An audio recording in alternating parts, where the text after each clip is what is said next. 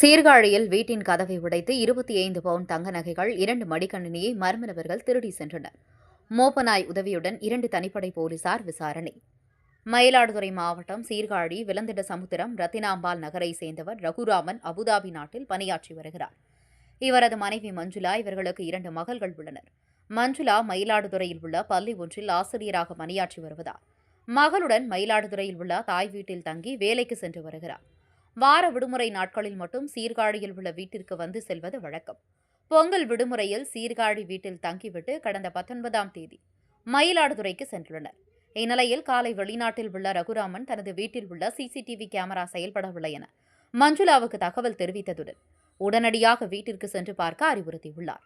இதனையடுத்து அக்கம் பக்கத்தினருக்கு தகவல் தெரிவித்த மஞ்சுளா தனது வீட்டிற்கு சென்று பார்க்க அறிவுறுத்தியுள்ளார். அவர்களும் வீட்டிற்கு சென்று பார்த்துவிட்டு கதவுகள் திறந்து கிடப்பதையும் சிசிடிவி கேமராக்கள் உடைந்து இருப்பதையும் உறுதி செய்தனர்.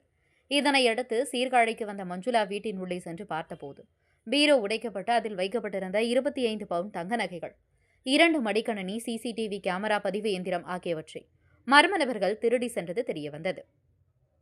இதுகுறித்த புகாரின் பேரில் சீர்காழி போலீசார் சம்பவ இடத்துக்கு விரைந்து வந்து பார்வையிட்டு விசாரணை மேற்கொண்டனர். கைரேகை நிபுணர் மற்றும் திருவாரூரிலிருந்து மோப்பநாய் வரவழைக்கப்பட்டு சோதனைகள் நடந்தது.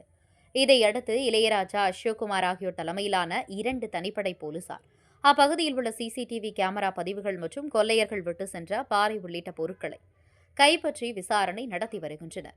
10ஆம் தேதி இரவு மங்கைமடம் பகுதியைச் சேர்ந்த செல்வேந்திரன் என்பவரது வீட்டின் கதவை உடைத்து 125 பவுண்ட் நகைகள், 80,000 பணம், 19ஆம் தேதி சாயவனம் பகுதியில் பழனிவேல் என்பவரது வீட்டின் கதவை உடைத்து 27 பவுண்ட் நகைகள், 80,000 பணம் என இம்மாதத்தில் கொள்ளை சம்பவங்கள் அதிகமாக நடந்துள்ளது.